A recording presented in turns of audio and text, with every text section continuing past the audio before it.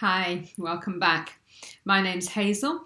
I'm an occupational therapist, been practicing for over 20 years, and I've got a personal and professional interest in, especially in chronic fatigue syndrome and managing chronic fatigue, and have had for the last 20 or so years. So in my introductory session, I talked about managing post-COVID symptoms and in particular the fatigue.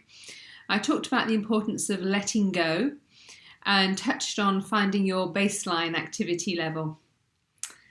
This session is the first of 4 bite-sized sessions looking at different aspects of energy conservation. I figured it was probably easier for you to digest rather than one long session. So by the end of this series, you'll have some ideas of how to implement these energy conservation measures practically into your own daily life. And this session will cover the importance of planning.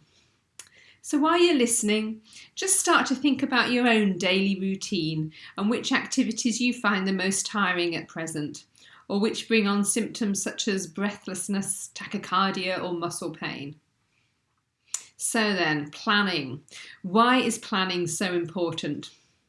Well, planning helps us to reduce the risk of overdoing it and ending up fatigued or injured.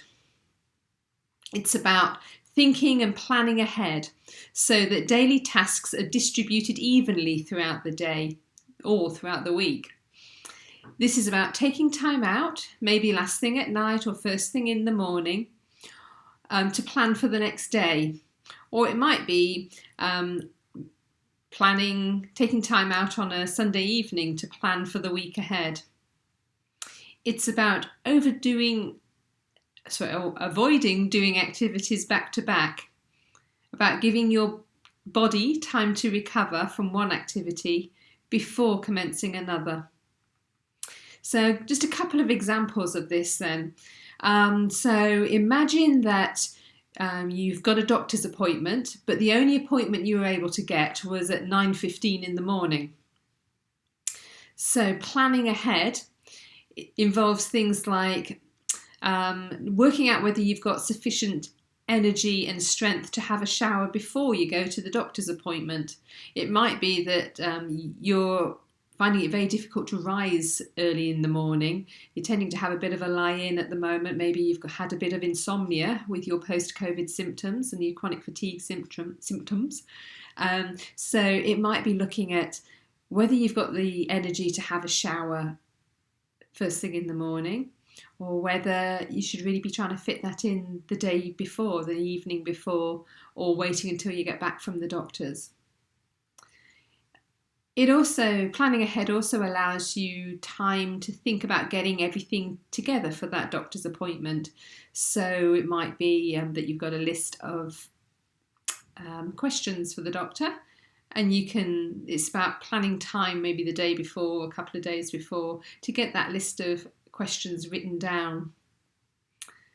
It's about planning things like making sure you've got your previous test results ready to take with you, or any documents that you need to get signed from him.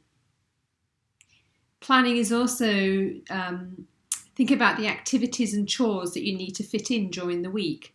So it's thinking about the week ahead, you might have a doctor's appointment, you've got to do a big food shop, maybe the bed needs stripping and the bed linen washing.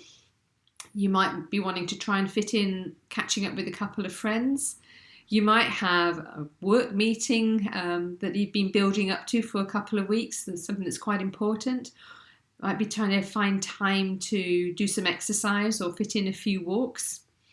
So planning is about working out a schedule so that these activities are spaced evenly throughout the week, and that way overscheduling can be avoided. It's about remembering that the larger or more important the event, the more planning you may need to put in to make sure that it's achieved. So in your pre-COVID days, you may have planned for a foreign holiday by writing lists of things to pack, services that need to be cancelled. You might have arranged pets to be cared for. You might have planned your journey. You might have done a lot of reading and research of what you want to see at your destination. And it's this type of planning that good energy conservation needs every day. And planning also means planning your environment before you start an activity. This also helps to reduce fatigue and injury. And we'll look at this later in conjunction with the positioning section of these talks, and also with relation to some specific activities. So lastly, when you're planning your day, it's important to think ahead to the end of the day to make sure that you have sufficient energy to cope with these activities. So, for example, this might involve ensuring that things are organised for getting the kids ready for bed at the end of the day. So in the morning, plan ahead for the end of the day by making sure that night clothes and nappies are set aside to avoid a frantic, exhausted hunt at the end of the day. Or it might be at the beginning of the day, planning ahead to what you're going to eat for dinner. Or it might be that if you're catching up with friends or family, you schedule a time for rest beforehand. So there we are, short and sweet this time. A few ideas about how planning helps to reduce the risk of overdoing it and reduce the risk of expending too much of your precious energy reserves. Thanks for watching, and I hope to see you again soon.